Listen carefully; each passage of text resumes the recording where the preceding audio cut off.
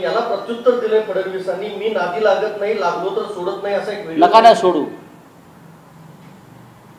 तुम्हाला कोणी म्हटलं आमच्या नादी लागू नका म्हणून? तुम्ही आमच्या नादी लागाच म्हणतोय ना मी.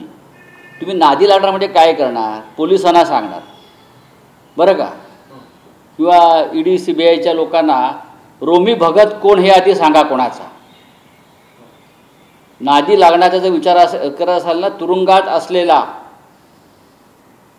एक एजंट ईडीचा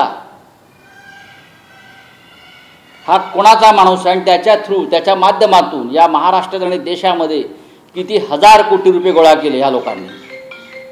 नादी तुम्ही लागाच, आमचं आव्हान आहे. तुम्ही लोकसभा निवडणुकीत आमच्या नादी लागलात, तुमचा नाद केला. हे आता तुमची बोलकी पोपटगिरी बंद करा. नादी लागाच. तुमची नादी लागण्याची आता हिंमत आणि छाती नाही. माननीय उद्धव ठाकरे साहेबांनी काल जे आव्हान दिलेलं आहे बरं का, ते एका मर्द मराठ्याचं आव्हान आहे, एका महाराष्ट्रप्रेमीचं आणि महाराष्ट्र स्वाभिमानीचं आव्हान आहे. आणि कारस्थान्यांनी, कपटी लोकांनी आमच्या नादी ह्यापुढे लागावंच.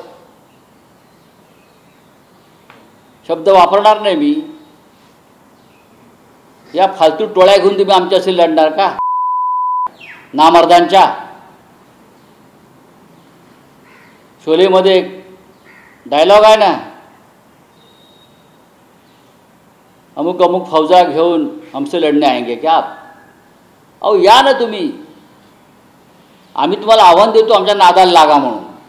नादाला लागा म्हणजे CBI, ईडी, पोलीस यांचा वापर करून आपल्या राजकीय विरोधकांना त्रास देणं, ही यांची हिंमत.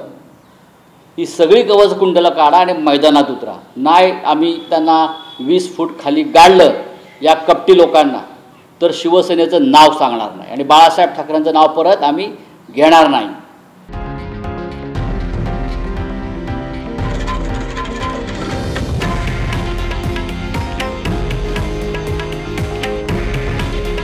हे आहे देशातील नंबर 1 न्यूज नेटवर्क आणि आपण पाहत आहात TV9 मराठी. काळजी तुमची, हित महाराष्ट्राचं.